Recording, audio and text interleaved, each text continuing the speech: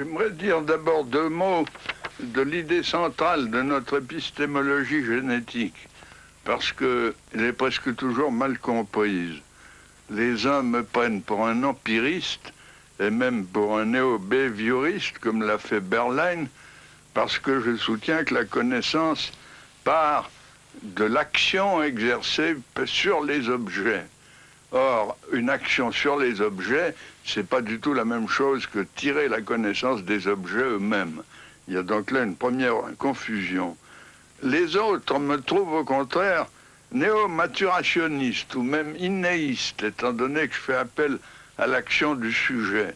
Mais ils oublient que l'action du sujet, c'est justement une action sur les objets qui a par conséquent interaction et pas action à sens unique. Autrement dit, je ne suis ni empiriste ni innéiste, mais je suis constructiviste. C'est-à-dire que je pense que la connaissance est affaire de continuelle construction nouvelle par interaction avec le réel et ne sont pas préformées. Il y a créativité continuelle. J'aimerais donc montrer en quoi la connaissance n'est pas préformée, ni dans les objets, ni dans le sujet, mais qu'il y a toujours auto-organisation et par conséquent une continuelle construction et reconstruction. Eh bien, pourquoi ne suis-je pas empiriste? L'empiriste pense que la connaissance est une sorte de copie des objets, une copie fonctionnelle, comme disait Hull. Or, ça n'est jamais une copie. Elle est toujours une assimilation, c'est-à-dire une interprétation par intégration de l'objet dans des structures antérieures du sujet. Le meilleur exemple qu'on puisse donner pour justifier cette thèse, c'est l'étude du dessin lui-même chez l'enfant, étant donné que le dessin, par définition, est une copie d'un modèle. Eh bien, ce qu'on observe chez le jeune enfant, c'est que l'enfant ne dessine pas ce qu'il voit, il dessine l'idée qu'il s'en fait, il dessine ce qu'il en sait, c'est-à-dire son interprétation, et non pas l'objet tel quel en tant qu'observable perceptible. Prenez par exemple la copie d'un losange. Je demande à l'enfant de copier ça, voilà le modèle. Eh bien, pour l'enfant, le losange, c'est un carré qui a des pointes. Alors, vous voyez le résultat, il vous dessine un carré avec une pointe dessus, ou bien il vous dessine un carré avec une pointe à côté. Vous allez voir maintenant une première expérience. C'est une petite fille nommée Emmanuelle qui a 3 ans, 6 mois et qui va copier devant vous un triangle. Tu le regardes bien, hein?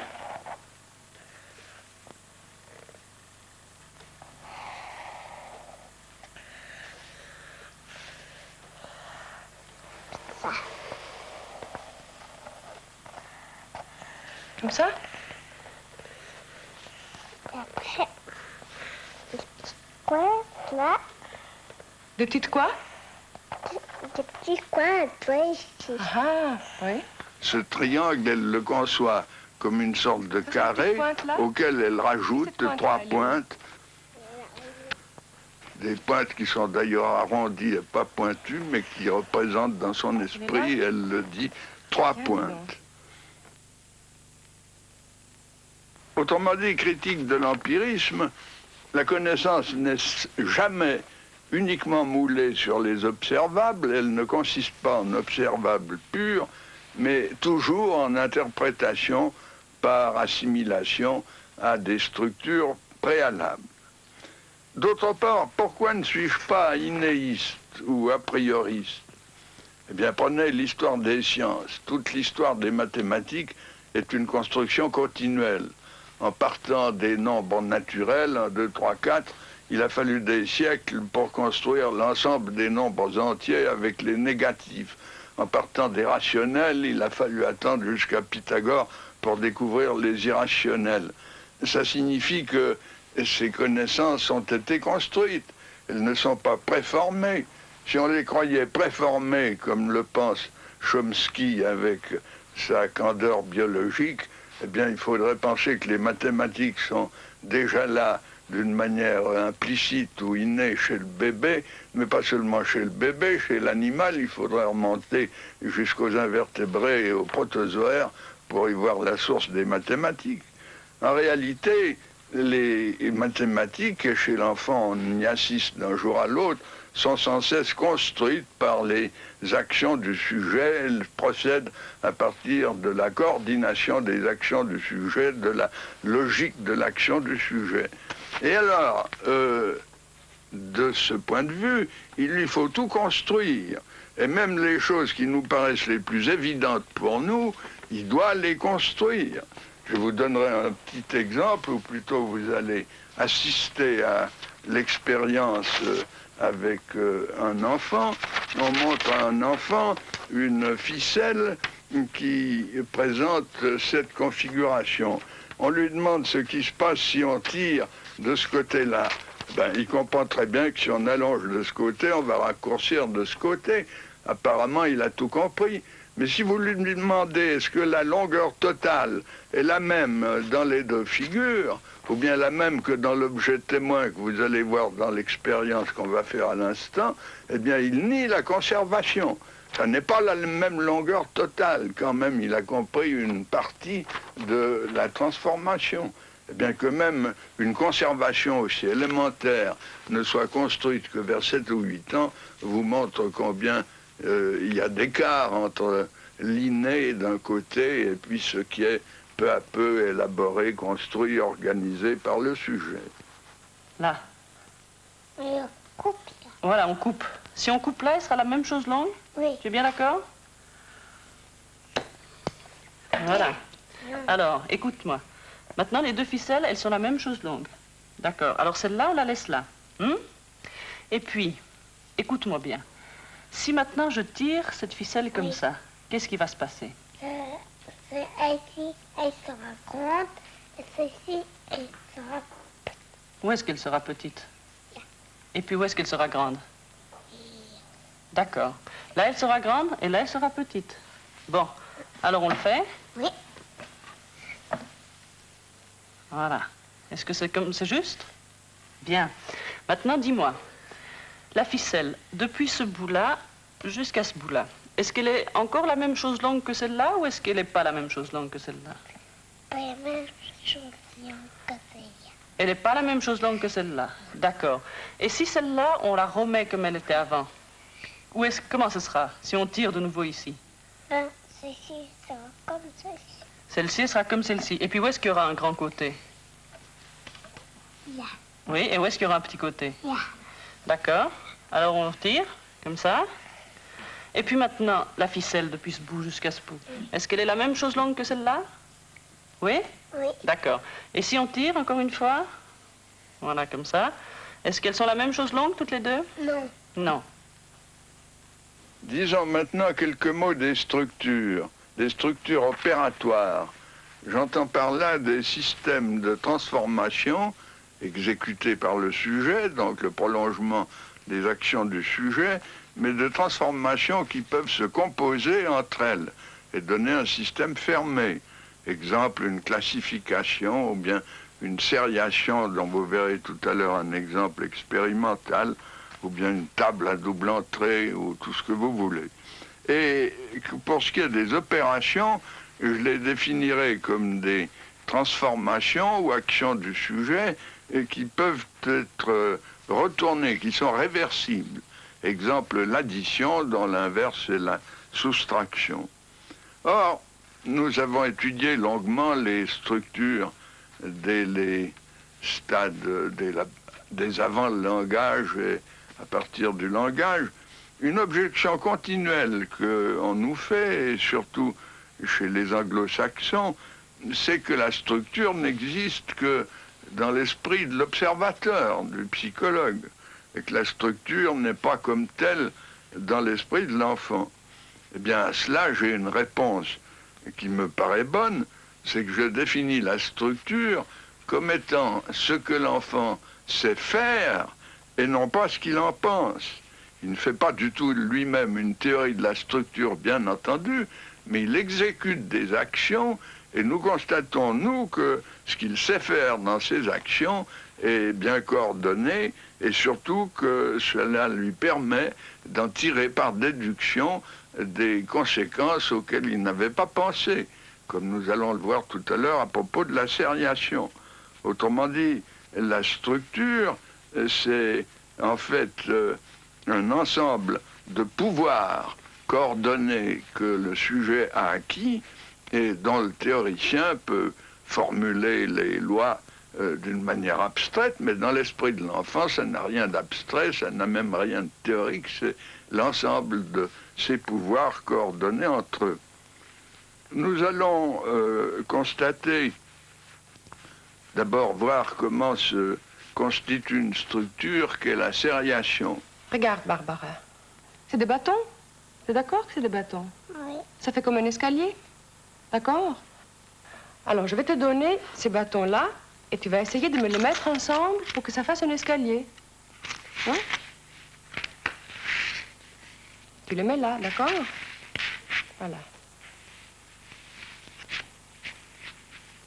Regarde un petit peu. Les jeunes enfants, antérieurement aux opérations, au niveau préopératoire, se bornent à faire des couples, des petits et des grands. Et le premier des sujets que vous allez voir, Barbara, à 3 ans, 6 mois, ne se borne à disposer ses bâtons qu'en petits et en grands. Les petits vont là? Puis les grands. Là. Alors tu les mets. Tu peux le montrer encore une fois? Plus fort. Les grands ici, les grands ici, les grands ici, les grands ici, les petits ici. Oui, mais c'est très bien. T'as mis les grands ici, puis les petits ici. Très bien.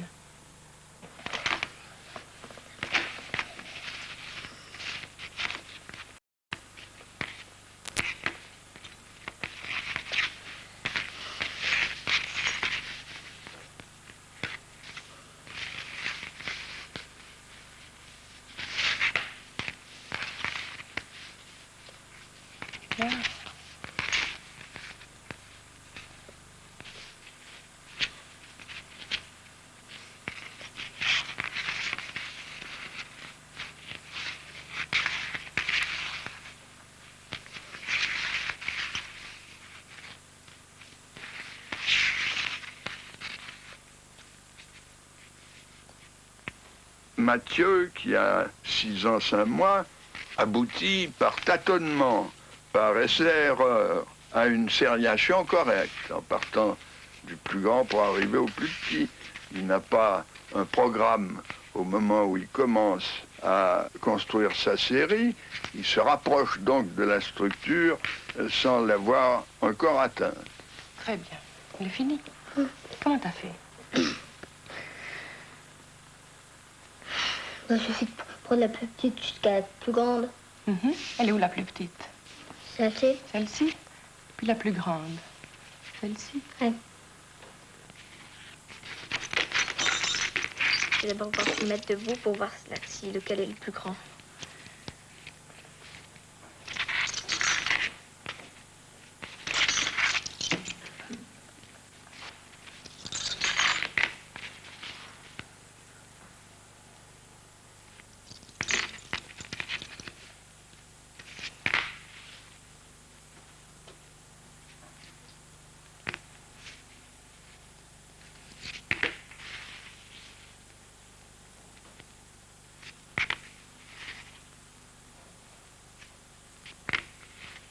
Tu peux me dire comment tu as fait? J'ai d'abord regardé lequel était le plus grand. Puis après? Puis après, j'ai nouveau regardé lequel était le plus grand encore. Puis après? Puis après, j'ai vu que ça faisait un escalier. J'ai vu que là, il était plus grand. Alors, j'ai mis celui-là après. Puis voilà. Catherine, qui a 9 ans, elle, possède la structure. Elle emploie une méthode opératoire pour la construire. Elle dit, j'ai regardé lequel était le plus grand, et puis ensuite, lequel était encore le plus grand, et ainsi de suite. Elle prend toujours le plus grand de tous ceux qui restent. Autrement dit, dès la construction de la série, elle aboutit à une méthode exhaustive sans avoir besoin de tâtonnement. Eh bien, de cette conquête d'une structure, elle peut tirer des conséquences nouvelles auxquelles elle n'avait jamais pensé. Combien de bâtons y a-t-il qui sont plus grands que celui-là? 7. 7, tu les as vite comptés, hein? Ouais, j'ai fait 3 plus 4. J'ai regardé. Combien de bâtons est-ce qu'il y a qui sont plus petits que celui-là?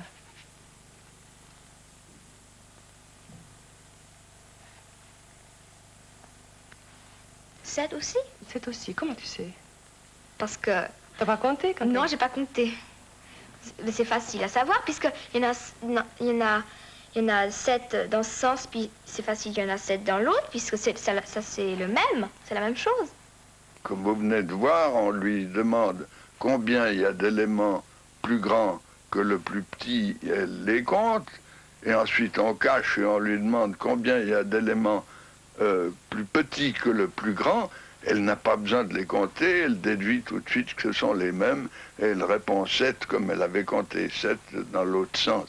Ben, vous voyez ici la structure qui n'est pas simplement une construction d'une organisation sériale, mais qui en tire des conséquences auxquelles l'enfant n'avait jamais pensé puisqu'on ne lui avait jamais posé cette question. Autrement dit, la structure est source de pouvoir déductif, tout en étant essentiellement, comme je l'ai dit à l'instant, l'ensemble de ce que l'enfant sait faire et non pas l'idée qu'il s'en fait. Tu vois maintenant, j'enlève cela. Bon. Voilà. Ça fait un plus petit escalier. Ça fait un plus petit escalier? Oui. C'est un grand, et de moyen, plus petit. C'est le petit. Celui-là, il est comment? C'est le plus grand? Oui. Combien il y en a qui sont plus petits que lui?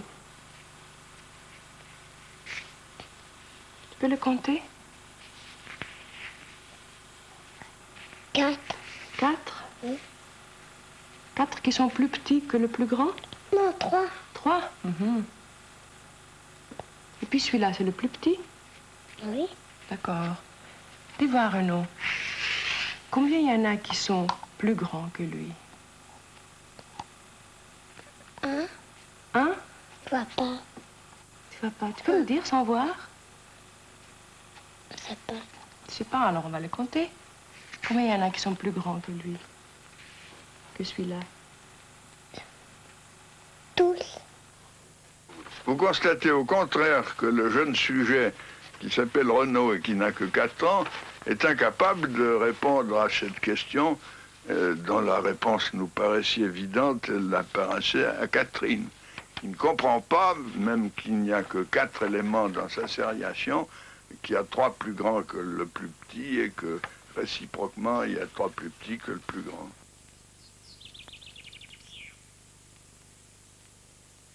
Si les connaissances ne sont pas préformées ni dans l'objet, comme le croit l'empirisme, ni dans le sujet, comme le croit l'innéisme, il y a alors construction successive. Et le développement de l'intelligence, à cet égard, apparaîtra comme une série de constructions qui prolongent l'embryogénèse, qui prolonge l'épigénèse, la formation de l'organisme lui-même. Ces constructions successives, et par le fait même qu'elles sont successives, marquent alors une série de paliers hiérarchiques que nous appellerons des stades. Et en gros, nous pouvons, des stades, ou si vous préférez, des niveaux. En gros, nous pouvons distinguer 4 grands stades. Les premiers se manifestent avant le langage, c'est le niveau de l'intelligence sensorimotrice. Ensuite, c'est le niveau des premières représentations avec l'aide du langage, mais sans encore atteindre les opérations au sens que nous avons défini tout à l'heure. Ce sera la période préopératoire, dont vous venez de voir des exemples à propos de la sériation avant que l'enfant atteigne l'opération. Ensuite, nous avons le niveau des opérations que nous appellerons concrètes parce qu'elles portent sur des objets manipulés ou manipulables pour l'enfant. Et puis finalement, il y a un niveau supérieur où l'enfant peut raisonner sur des hypothèses aussi bien que sur des objets et que nous appellerons les opérations formelles. Eh bien, pour étudier ces stades, nous présentons à l'enfant des séries de petits problèmes. Problèmes de série, comme on l'a vu, problèmes de volume, comme vous allez le voir dans des expériences tout à l'heure. Mais ces problèmes sont absolument nouveaux pour l'enfant. Il n'y a jamais réfléchi. Avant de se trouver face à un psychologue, il ne s'était jamais posé ces questions-là. Alors on pourrait s'attendre à ce que les réponses de l'enfant soient d'une infinie diversité, soient absolument multiples, dispersées, et surtout soient inventées ad hoc dans chaque situation particulière, par chaque sujet particulier. Eh bien, ce qui est au contraire d'étonnant, et cet étonnement, je l'ai depuis 50 ans que je travaille dans ce domaine, ce qu'il y a d'extraordinaire, c'est qu'aux mêmes âges, des enfants d'un même milieu, j'entends par milieu la collectivité adulte, les enfants d'un même âge, en gros, donnent toujours les mêmes réponses. Il y a une convergence étonnante. Et puis, d'autre part, par exemple, ce que vous avez vu sur la sériation, vous pouvez le voir chez tous les enfants préopératoires, etc. Et puis, le second fait très surprenant, c'est que on retrouve, il y a des différences donc d'un âge au suivant, mais on retrouve toujours le même ordre de succession. C'est-à-dire que ces stades sont séquentiels, il faut passer par l'un pour pouvoir arriver au suivant. Bien entendu, les âges peuvent varier d'un milieu social à un autre, et on a fait de multiples expériences de psychologie comparée dans des sociétés toutes différentes des nôtres. On a étudié nos stades en Afrique, on les a étudiés chez les Indiens d'Amérique du Nord, en Asie, etc. C'est toujours la même succession. Les âges peuvent varier suivant le milieu. Prenons un exemple de variation, ce sont les recherches faites en Iran. Chez les petits écoliers de Téhéran, les âges sont les mêmes que chez les petits écoliers de Genève. Tandis que les mêmes questions posées à de petits analphabètes de la campagne ou de la montagne donnent des réponses qui sont en retard d'environ 3 ans par rapport aux citadins et aux scolarisés, mais l'ordre de succession est toujours le même, c'est-à-dire qu'on retrouve les mêmes stades. Alors, ces stades, j'aimerais les illustrer en vous montrant la succession des réactions en face d'un problème qui est le problème de reproduire un volume avec une maison, un édifice dont la base change. On dit que c'est la mer, ce carton bleu. On dit que c'est la mer. Tu connais la mer? Tu as déjà vu la mer? Bien. Et puis sur la mer, on a mis des îles. Il y a des îles. Ah oui. D'accord? Oui. En gros. En gros, oui. Et sur une île, on a construit une maison. Oui. Tu vois, elle tient juste sur l'île. Hein? Elle est construite sur toute l'île, mais elle ne déborde pas. Alors ce que j'aimerais, c'est que toi, avec ces plots, tu me construises aussi une maison sur cette île-là, sur toute l'île, mais sans dépasser. Et puis j'aimerais que ce soit une maison qui ait la même chose de place que dans celle-là. Tu comprends? Autant de place que là-dedans. Plus? La même chose. D'accord? Vas-y.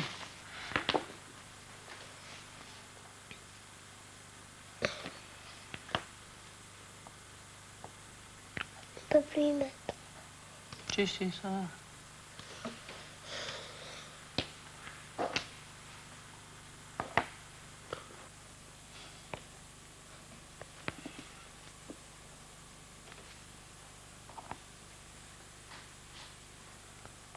Voilà. Voilà.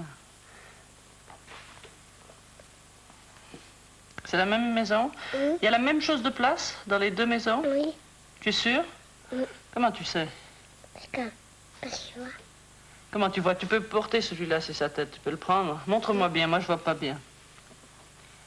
Ah oui, pas qu'on peut le porter comme ça. Oui. Et montre-moi comment tu vois qu'il y a la même chose de place dans les deux maisons. Parce que je le vois à la même grandeur. Ah ah. Et si c'est la même grandeur, comme ça, il y a la même chose de place dans les deux? Ouais. Tu es sûr? Oui. Vous constatez donc que le plus jeune, à 4 ans, n'a aucune idée du volume. Il a beau comprendre qu'on lui demande de faire une maison qui contient la même place, la même chose de place, comme nous disons en français enfantin, eh bien, il cherche simplement une maison de même hauteur. Et son idée de l'égalité unidimensionnelle lui donne l'impression d'une égalité générale.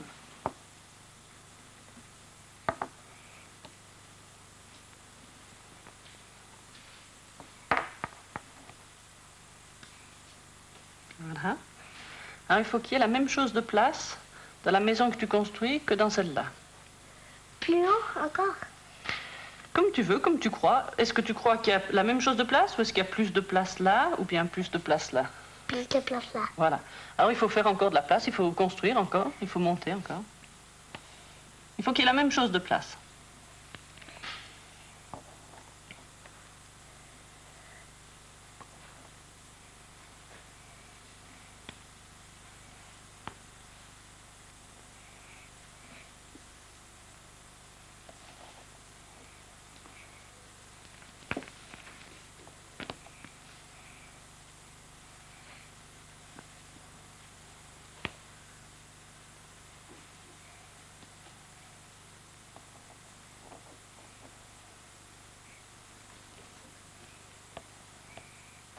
Est-ce que tu crois qu'il y a la même chose de place là et là? Ou pas? Non, parce que ça, c'est plus mince. Ah, très bien. Alors, qu'est-ce qu'il faut faire pour qu'il y ait la même chose de place? Agrandir. Alors, agrandir. Ce côté ou bien? Et est-ce qu'on peut agrandir dans l'eau? Non, Alors, comment il faut faire pour l'agrandir, ta maison? j'en sais rien.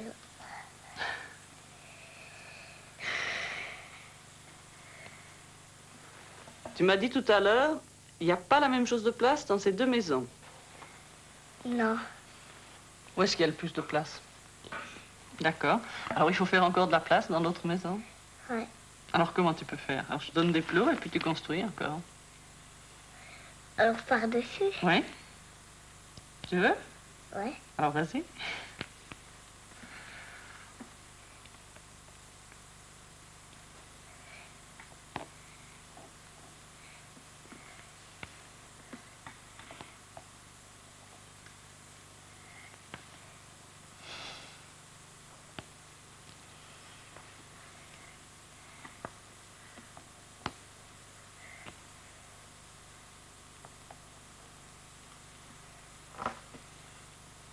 Et alors, tu crois que ça va maintenant? Encore un peu. Encore un peu, vas-y.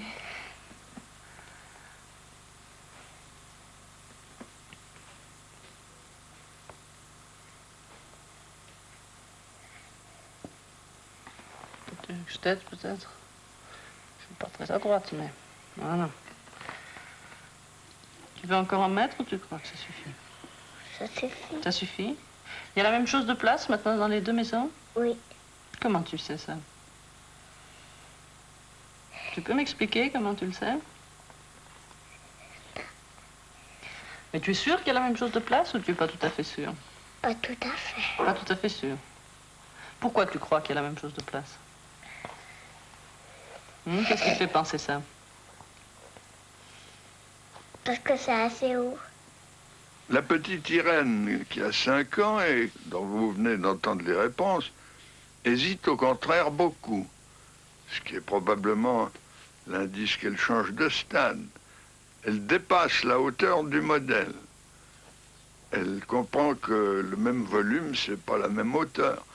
Mais elle n'a aucune certitude, elle dépasse cette hauteur simplement par des compensations qualitatives sans le moindre essai de mesure.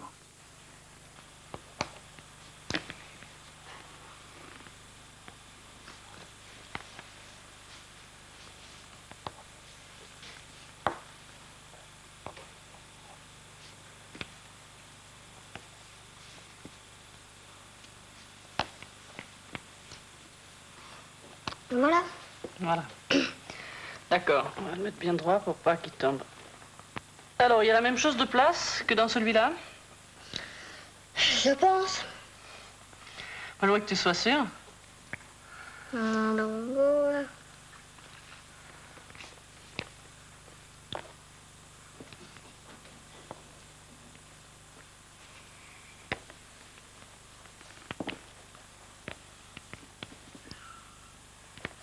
Qu'est-ce que tu fais là?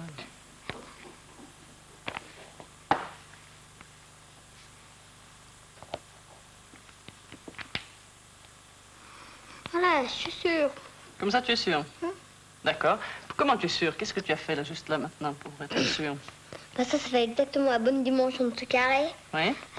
Alors, si à ça de hauteur, ça fait que ça, la dimension de ce carré de plus. Oui. Alors ça fait que ça va mieux.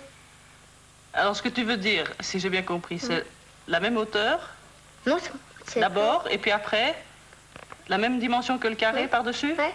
C'est ça? C'est ça que tu as voulu dire? D'accord. Et comme ça, tu es sûr qu'il y a la même chose de place? Le troisième enfant, Mathieu, 6 ans et demi, au contraire, vous montre un début de mesure. Il comprend que le dépassement de la hauteur du modèle est nécessaire, et il y a à cet égard plus de problème pour lui, mais il fait des compensations quantitatives et qui demeurent insuffisantes. Il mesure en cube unité, un point c'est tout.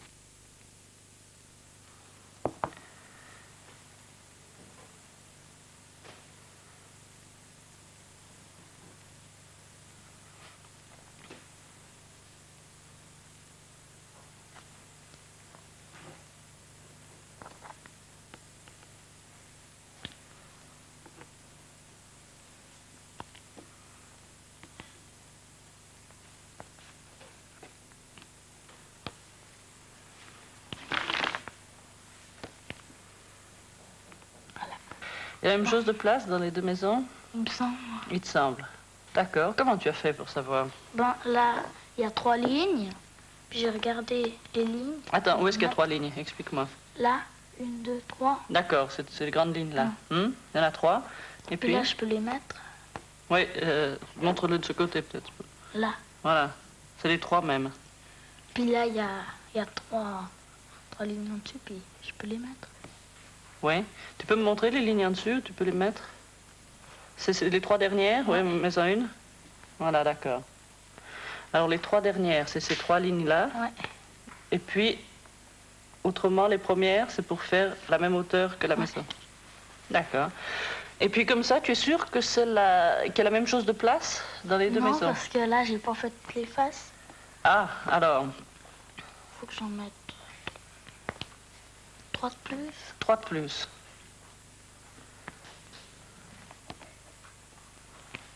Voilà.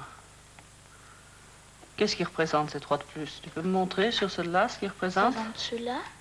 Cette face-là? Ouais. D'accord. Puis après, j'en remets 3. Oui.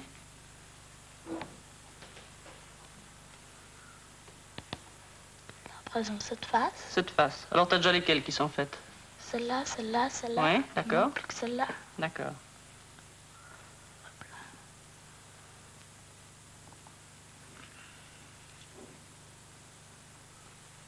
D'accord. Ça, c'est cette face-là. Ouais. Le petit Didier, que vous venez de voir, qui a 10 ans, contrairement au précédent, se livre à des mesures. Il décompose le volume en surface, mais commet encore des erreurs, c'est-à-dire que pour lui, 3 plots représentent une surface, alors qu'en fait, il en faudrait 12. Qu'est-ce que tu comptes? Mais je compte pour que ça ait le même volume. Oui. Non, mais explique, qu'est-ce que Ah. tu comptes chaque fois? Alors, là, il faut qu'il y ait 4 fois 9 cubes pour Mhm. que ça fasse ça. 4 fois 9 cubes, parce que 9 cubes, ça représente quoi? Ben, la surface, tout ça. Enfin, Ça représente cette surface. Ouais. Une tranche. Oui, montre bien la tranche. D'accord, tout le tour. D'accord. il faut qu'il y en Et ait si tu 4 pour faire tout l'immeuble. Très bien. Alors, vas-y. Enfin, la jeune Popov, 12 ans, découpe le volume en tranches mais ces tranches en relation avec les étages. Et elle se livre ainsi non seulement à une quantification numérique, c'est-à-dire de la mesure, mais elle procède à une multiplication. 9 par tranche, 4 étages, ben ça fait 36 plots pour donner le même volume. Le problème est donc résolu, et comme vous voyez, il a été résolu par des étapes qu'il est facile de caractériser, et étapes que nous retrouvons d'une manière très générale partout où nous étudions cette même épreuve avec la même technique. Tu comptes trois fois 4, c'est ça? Le premier effet frappant dans le développement des connaissances, c'est évidemment leur créativité continuelle. À voir tout ce que le bébé, avant le langage, pendant les 18 premiers mois de l'existence, arrive à construire dans le domaine de l'objet permanent, de l'espace, du temps, de la causalité, etc., on est stupéfait de ce nombre de constructions spontanées qui ne sont évidemment pas dictées par l'adulte. De même, la construction des structures opératoires dont nous avons parlé tout à l'heure. Le deuxième fait frappant, c'est la régularité et la généralité des stades de ces constructions dans leur succession. Comme je le disais, on retrouve partout les mêmes stades et les mêmes successions. Il y a donc dans ces faits un certain nombre d'enseignements à en tirer. D'abord pour la psychologie. Pour la psychologie parce que expliquer un phénomène psychologique, c'est retracer sa formation. Autrement dit, la psychogénèse me paraît le terrain de l'explication en psychologie. En second lieu, bien entendu, il y a des applications pédagogiques possibles. En troisième lieu, il y a un grand enseignement épistémologique, c'est-à-dire qu'en voyant comment la connaissance se construit, nous comprenons mieux sa nature. Et nous sommes en train, avec mon collègue Garcia, qui est un grand physicien, de chercher, d'écrire un volume ensemble et de chercher les mécanismes communs entre la construction des connaissances élémentaires chez l'enfant et la construction des connaissances en général dans l'histoire des sciences. Et ces mécanismes communs, on en trouve pas mal. Pensez aux notions de conservation, aux structures opératoires, aux modes d'abstraction, etc. Par ailleurs, nous continuons naturellement nos recherches. Nous sommes loin d'avoir terminé ces explorations. Nous étudions en ce moment comment une connaissance qui vient d'être acquise peut s'ouvrir sur de nouvelles possibilités, engendrer des nouvelles connaissances.